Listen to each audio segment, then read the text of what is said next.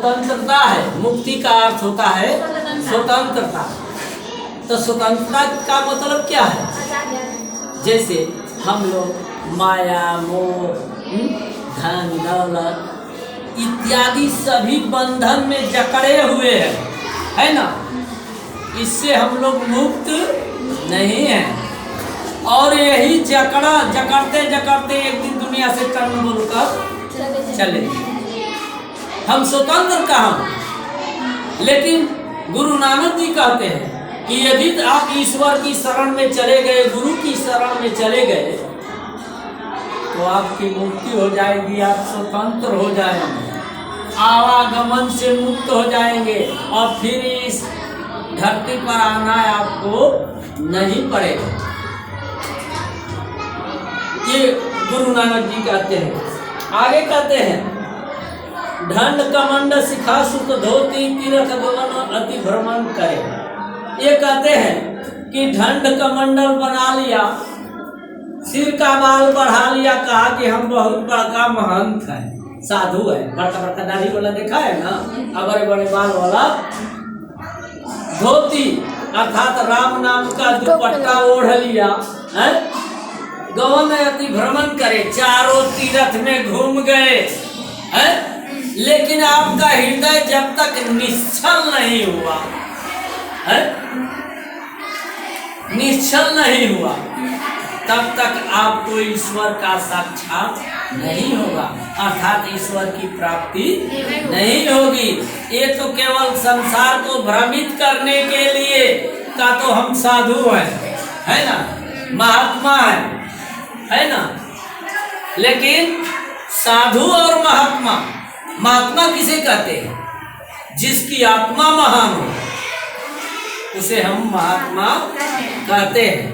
ये नहीं कि दूसरे का माल देखे साधु है अब चुरा के कमंडल में रख, वो आत्मा महान है? वो तो चोर वाली महात्मा है। आज देखो इस संसार में जो महान व्यक्ति है वो आपके सामने आता नहीं है। जो ज्ञानी है वो अपने ज्ञान का कभी बखान नहीं करता है। जो विद्वान है वो अपनी विद्वता का कभी बखान नहीं करता। गुरु नानक जी हमें बहुत अच्छी सीख दिए हैं। आगे लिखते हैं, राम नाम में संत न आवे, जब भी हरि हरि नाम सुपारी पड़े। कहते हैं कि बिना राम का आपका कोई काम होने वाला नहीं है।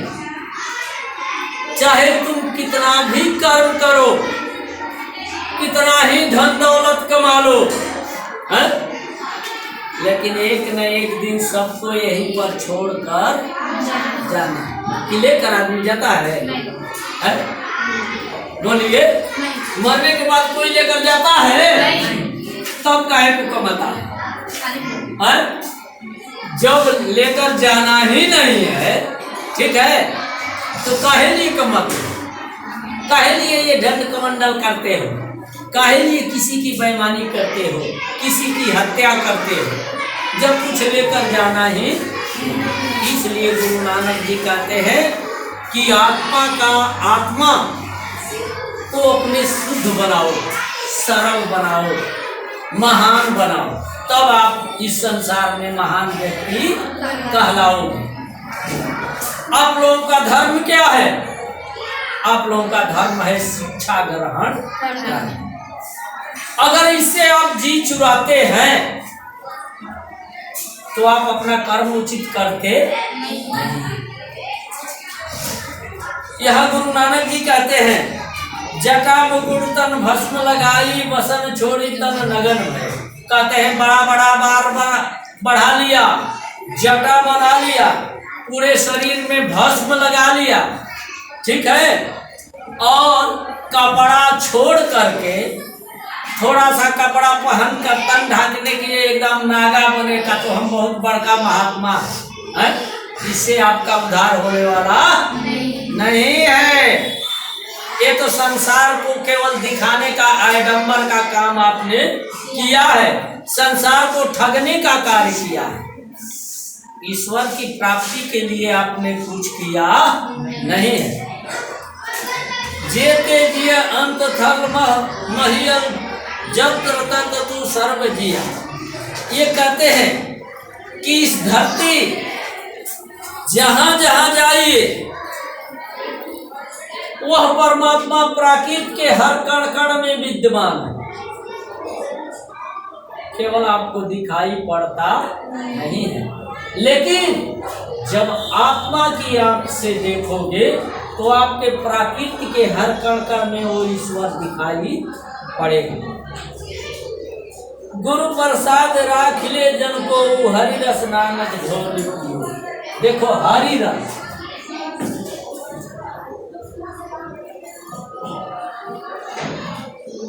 हरि रस, हरि रस आप लोगों के बोर्ड में पेपर में आएगा।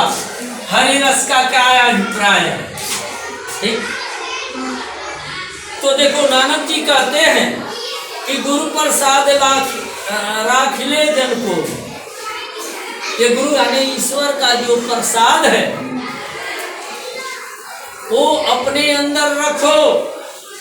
हरि रस अर्थात हरि रस का अर्थ होता है जो ईश्वर के रस में पग गया है, यानी ईश्वर के रस में परिपूर्ण हो गया है, उसे हम हरि रस कहते हैं। ठीक है ना?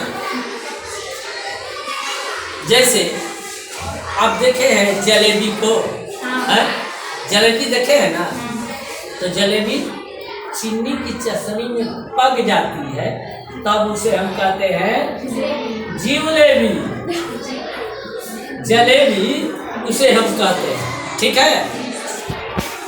उसी प्रकार जब ये आत्मा परमात्मा के रस में पग जाता है तो वैसी स्थिति को हम क्या कहते हैं? हरि रस कहते हैं। इतना ही, धन्यवाद।